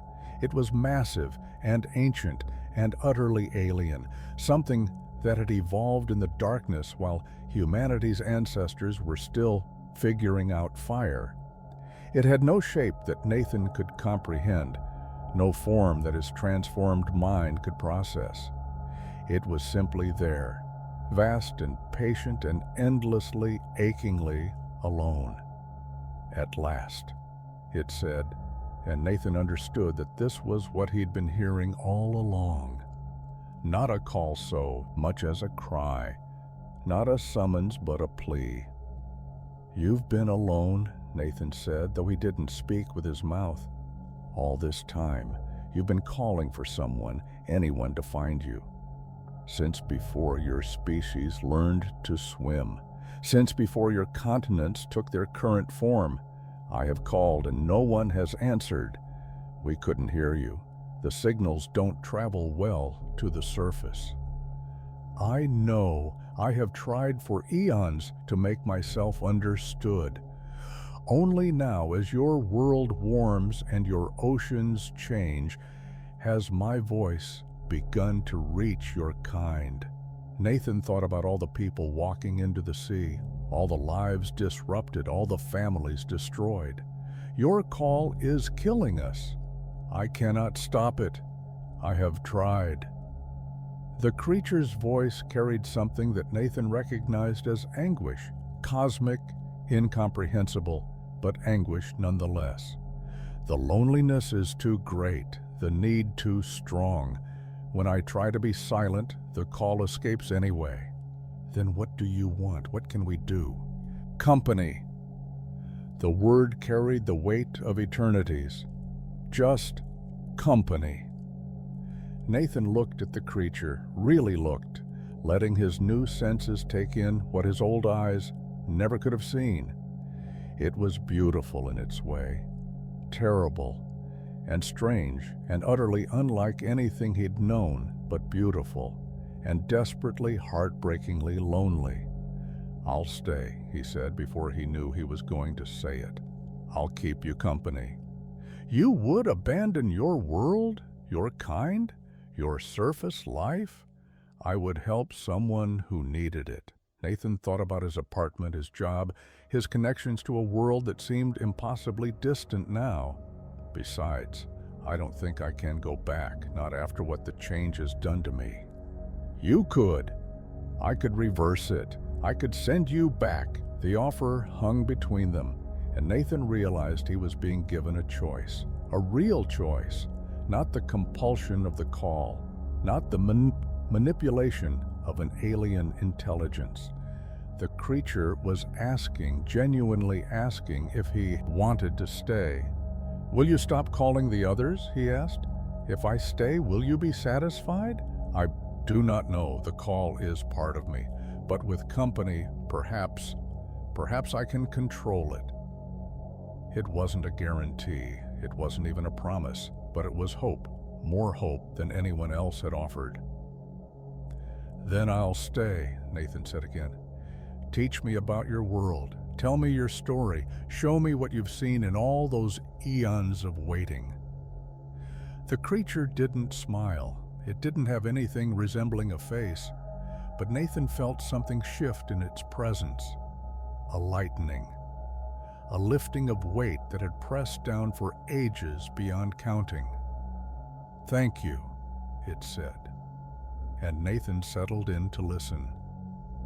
The calls decreased after that, according to NOAA's monitoring stations. The incidence of people walking into the sea dropped from hundreds per week to dozens, then to scattered handfuls. The world moved on to other crises, other headlines, other fears. But in the deepest part of the ocean, in a trench that had never been fully explored, something ancient had finally found what it was looking for. Not a victim, not a sacrifice, not a conquest, a friend. And sometimes, on very still nights, fishermen report hearing something rising from the deep. Not the desperate call that drove people mad with longing, but something else. Something that sounds almost like conversation, laughter. The ocean is still full of mysteries, still full of darkness and pressure, and creatures beyond human understanding. But at the very bottom, in the place where the song began, there is also this. Two beings utterly different, finding common ground in a universe that often seems designed to keep everything apart. It's not much. A single friendship against the vastness of the deep. But it's enough. For now, at least, it's enough. The end. Sleep well, and try not to think about what might be rising from the depths while you dream.